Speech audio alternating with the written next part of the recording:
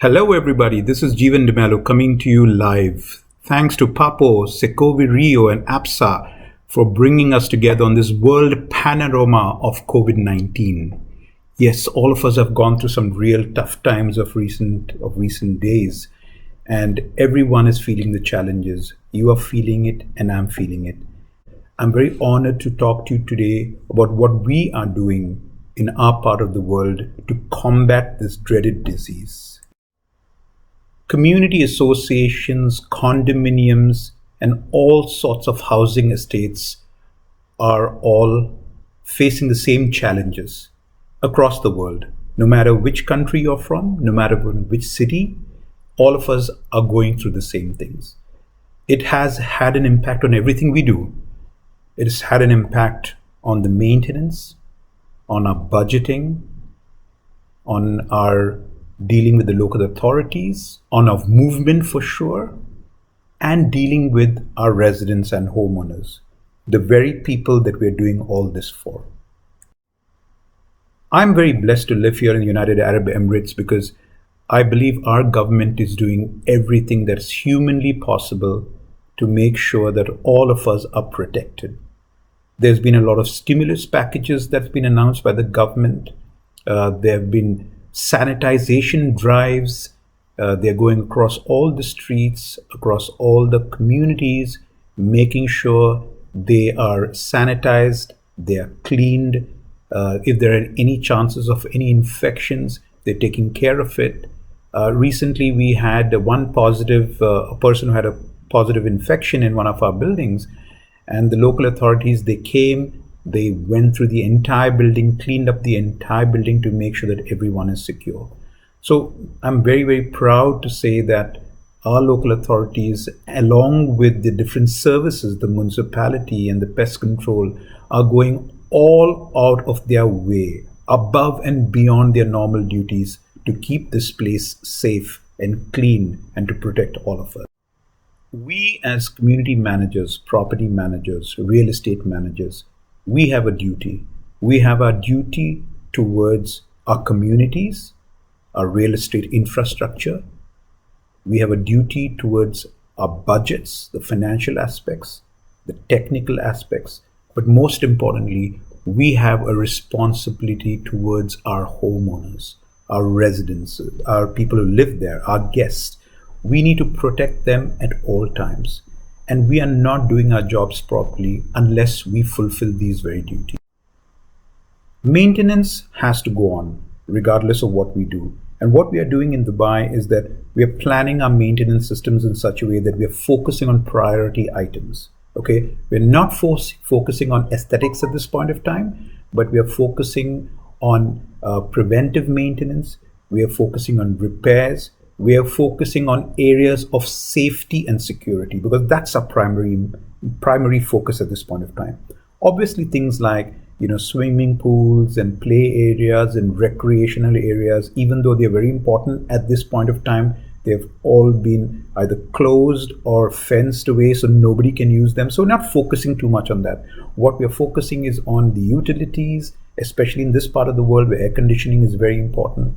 We're focusing on water quality. We are focusing on pest control. We are focusing on sanitization, making sure the lobbies are clean, making sure every area where can be touched by people, that is, absolutely clean, making sure the air quality is good. So these are the areas that we are focusing on maintenance. And again, the local authorities are become very proactive on that part.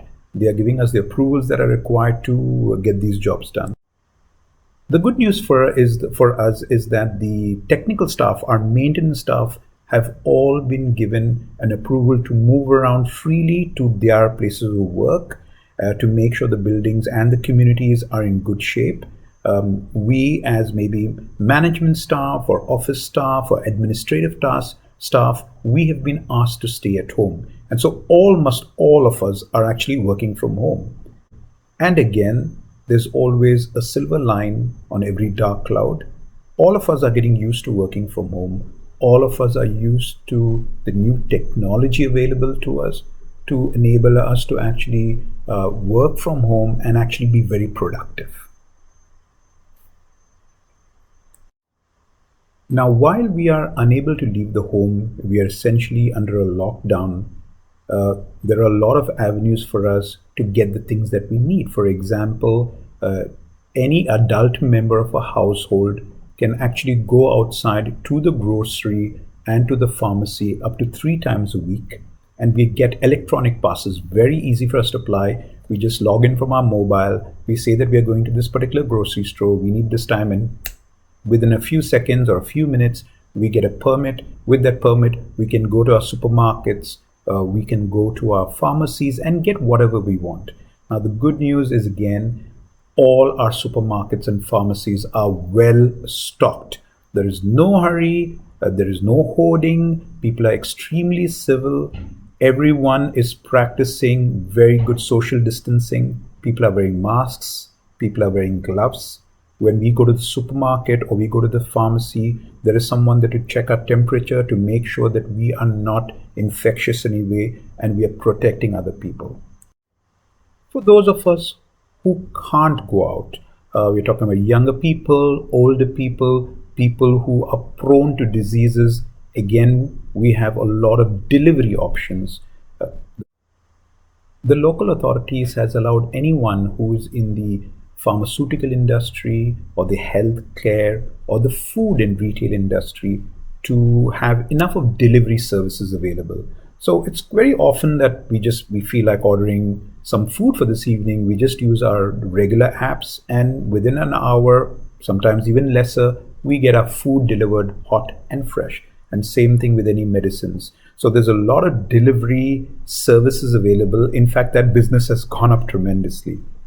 Similarly, if there are any issues in our condominiums or our communities, and if we call the maintenance people, they send someone to fix things, only essential stuff. Obviously, non-essential aesthetic stuff is not being looked at this point of time. And honestly, it should not be looked at this point of time because we've got far more important things for us to focus on. While we can take care of things like maintenance and financial issues, in order to maintain our buildings and communities, the toughest challenge we have is unfortunately with our residents and owners, with the people that we serve. And I know it is pretty difficult for people to stay at home all day, to have their kids, to teach their kids, not have any recreation activities or not have any physical exercise outside.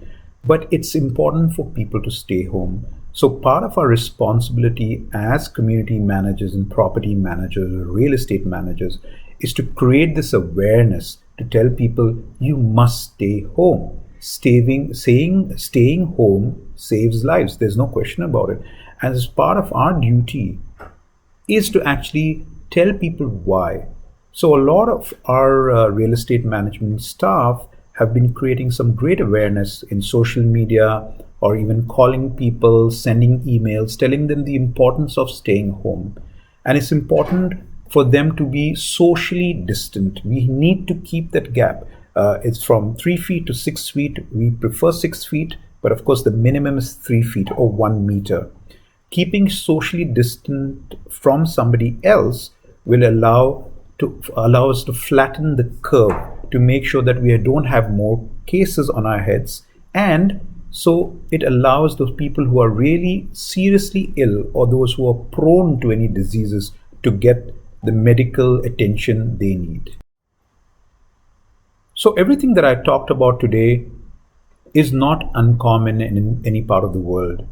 All of us are going through similar challenges. We need to work together as one. It doesn't matter what our nationalities, what the color of our skin is, or what religious affiliation we have. We are all in the same boat. We all need to stand together. We need solutions together. I believe that if we are all strong together, if we work together towards common goals, to share ideas like this platform, this is a great platform for us to share ideas, to help each other, to tell each other what are the things that we are doing in our part of the world that might be helpful to you.